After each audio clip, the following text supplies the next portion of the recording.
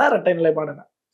இதே போலத்தான் பரந்தூருக்கு ஆதரித்தார். இப்ப பரந்தூரை ஆதரிக்காம இருக்கிறார். பரந்தூர் திட்டம், அதாவது பரந்தூர் மக்களுக்கு ஆதரவாக பரந்தூர் விமான நிலையம் வேண்டான்னு சொன்னார். இப்ப வேண்டாங்கிற ஸ்டேட்மெண்ட்டை மாத்திக்கிட்டு கண்டர் கன்சிடர்ல வச்சிருக்காரு. அப்ப இதுதான் அந்த இரட்டை நிலைப்பாடு. இப்படி ஒவ்வொருலையுமே வந்துகிட்டு இருக்கும். நாளைக்கு இலவசமா கல்வி கொடுப்பேன்னு சொன்னவர் எப்படி கொடுப்பாரு? நாளைக்கு தனியார் மையத்தை கொண்டு வந்து விடுவார், ஃபீஸை கொண்டு வந்து விடுவார், பள்ளிகளுக்கு கொடுக்கக்கூடிய மானிய தொகையை குறைப்பாரு.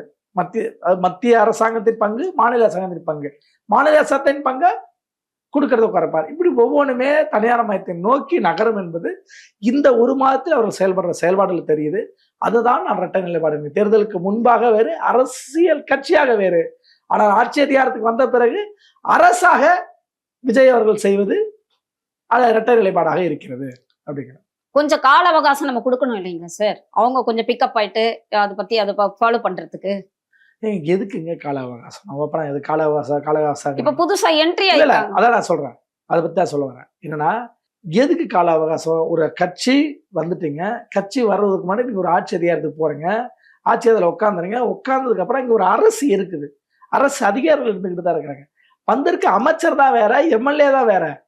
சட்டமன்ற தொகுதிக்குள்ள இருக்கிற அதே தாசில்தார் ஆபீஸ் தானே, அதே கலெக்டர் ஆபீஸ் தானே, அதே கலெக்டர் தானே செயல்பட போறாங்க. கலெக்டர் தனிநபர் வேணா இருக்கலாம், ஆனா அந்த கட்டமைப்பு இருக்குல்ல. என்னன்னா, சட்ட ஒழுங்கு நிலைநாட்டுறதுக்கு உங்களுக்கு எதுக்கு டைம்? கஞ்சா விற்க தடுக்கிறது உங்களுக்கு எதுக்கு டைம்? ஒரே நாள்ல ஒழிக்கணுங்க. கள்ளச்சாரம் எங்க விற்கிறான்? இந்த நட சரி, ஒரு வாரம் ஒரு மாசம் கள்ளச்சாரம் தமிழ்நாட்டில் போய் விற்கலங்கிறீங்களா? எங்களுக்கு 9:45 மணிக்கு மேல எல்லா ஒயின் ஷாப்பும் மூடுறான். 10 மணிக்குல இருந்து பிளாக்ல தான் விற்கிறான். விடிய விடிய நீங்க சரக்கு வாங்கலாம். எந்த ஒயின் ஷாப்லயும் விற்கலன்னு நீங்க சொல்ல முடியாது.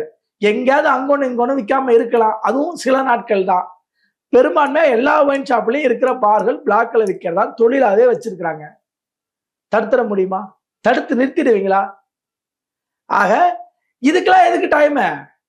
லோக்கல் கேட்க பார் உங்க ஏரியாவில் இருக்க எந்த ஒயின் ஷாப்லையும் விற்க கூடாது சார். ஏன் சரக்குல என்னங்க அவ்வளவு கோவம் நம்மளுக்கு? அப்படிலாம் இல்ல.